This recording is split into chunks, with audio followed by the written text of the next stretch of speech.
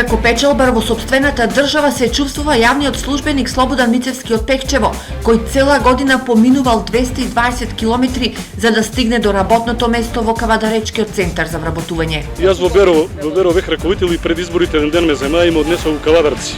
Без објаснување. Година време си бев во Кавадарци, трошци си наредив колку што сакаш, там плаќав од сопствен джеб. Некој ме зедо тука и 220 км ме однесе без да прашува кај овој човек ќе се смести вечер со куферите во рака. Останав печалбар во сопствената трговина.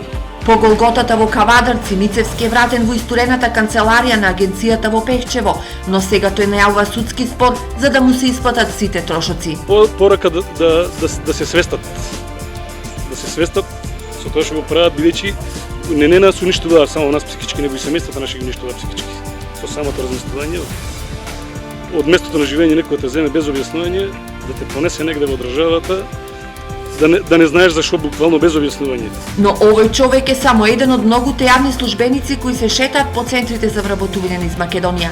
За негова преместување на јавните службеници е притисок и малтретирање. Од Беро една колешка беше во Делчево, една од Делчево тука, еден колега сега е однесен у Виница, друг колега од Кочани тука, значи се го малтретираа буквално. Вработените не малтретираа буквално. Па има едни колешки од Кавадарци се пренесе, едната е пренесена, нек не разговараваме да не грешам, у Демрикапија, едната мисла да е у Валандово.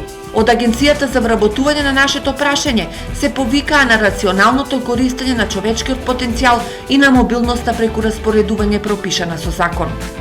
Секој вработен во јавниот сектор, кој по потреба на институцијата може да биде трајно распределен на друго работно место на исто ниво, согласно со систематизацијата, зашто раководителот носи решение за негово распределување во институцијата, при што оддалеченоста од претходното работно место не е повеќе од 50 километри.